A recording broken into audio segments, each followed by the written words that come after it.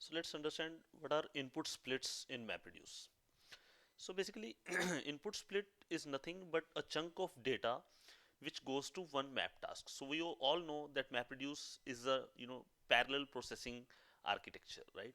So you have a lot of mappers running in parallel processing the input data. So now let's say you have an input file which is too huge and you want to process it in parallel, right? So you want to give some chunk of data to one mapper, some other chunk of data to other mappers, right? So you basically divide your data into a number of input splits, and then every map task works on one split of data, right?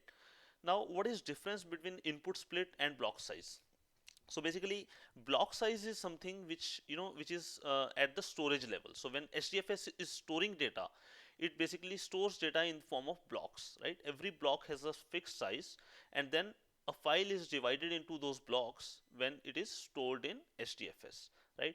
Whereas input split is something which is a size of data which will go to one map task at a time, right? Most of the times input split and block size are configured to be same. The reason is, if you configure, let's say, input split bigger than block size. Let's say your input split is 256 MB and your block size is 128 MB. In that case, what's going to happen is one map task is going to work on two blocks at once, right? And which means these two blocks could be present on two different machines. And if one map task has to process these two blocks, then it will transfer data from other machine to process it, right? To avoid that, generally input split and block size are configured to be same. So now let's see how exactly input splits are processed. There could be cases where your records are crossing boundaries. So for example, when HDFS is storing data, it does not know about the record boundaries, right? It just divides data into blocks based on the size of block. So there is always a chance that some part of one record lies in one block and some part of the same record lies in another block, right?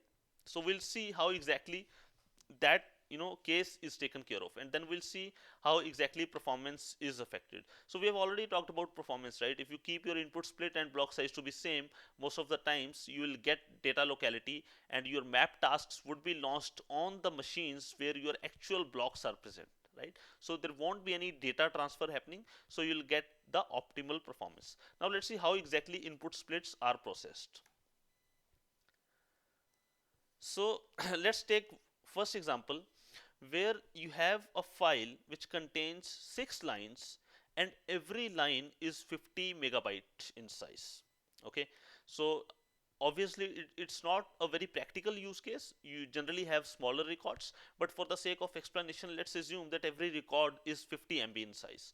So if we talk about default uh, file reader, which is your text input format, it basically has a record reader which reads one line at a time. It presents the offset within the file as the key and the contents of the line as value to a map task. Now if you have 6 lines of 50 MB each, what's going to happen is, if you look at the picture, your first, second and third record are present in block 1. Obviously some part of third record is going to block 2 also, and then fourth and fifth records completely lie in block 2, and some part of sixth line lies in block 2 and some part lies in block 3, right? Now let's just assume that your block size and input split size is the same, okay, which is 128 MB. So what's going to happen is, your record reader, right, for every map task there will be a record reader. So in this case, because there are 3 blocks, or in other words there are 3 input splits, you will have 3 map tasks running, right? 3 mappers. If you see in the below picture, you have 3 mappers running. The first mapper is responsible for reading data from 0 MB to 128 MB, right? The second mapper is responsible for reading data from 128 MB to 256 MB. The third mapper is responsible for reading data from 256 MB to the end of file, right? So these are their logical start points. So what's going to happen is, the framework will present these offsets to the record readers of every map task, right? Now the first record reader will see, okay, the offset is 0, my starting point is 0, so that means I am going to start reading the file from the start, right? So the responsibility of this record reader is to read all the records that are starting within its split boundaries, right? So this record reader, mapper 1 record reader, will read the first record completely, the second record completely, and the third record also completely, because the starting point of third record is within its input split, right? Now mapper 2 record reader, it will see that okay, my starting point is not 0, it is something uh, around 150 MB. So that means I'm not the first record reader. That means when I'm starting at 128 MB, if I'm starting at 128 MB, that means I might not be starting from the start of a record. So what it will do is it will try to move ahead until it finds the start of a record. So it will actually go to 158 MB and it will start reading from here. It will read this record and it will read the fifth record and it will read the sixth record as well, because it is starting within its boundaries, right? And the third mapper, it will start at 256 MB. It will see, okay, I'm not the first record reader. It will try to move ahead to find a start record. It will not find any record which is starting within its record boundaries, so it will not emit anything. So effectively you will have 3 map tasks launched, but only 2 of them will process data. The third mapper will not even get a single record, right? So now let's take this example where you have two lines of 150 MB each. So the logic remains same here, because your file size is 300 MB, right? You will have 3 mappers running. All right, you'll have 3 mappers running. The first mapper is responsible for reading all the records which are starting between 0 and 128 MB. Second mapper is responsible for reading all the records which are lying within 128 to 256 MB, and third mapper is responsible for reading from 256 MB to the end of file, right? So similarly here also, if you see, your mapper 1 will read the first record because this record is starting within its boundaries, and block 2 mapper 2 will read the second record because this record is starting within its boundaries, right? And your third mapper will not emit anything. So this case is almost similar to the first case. All right, now let's take example of two lines that are 300 MB in size.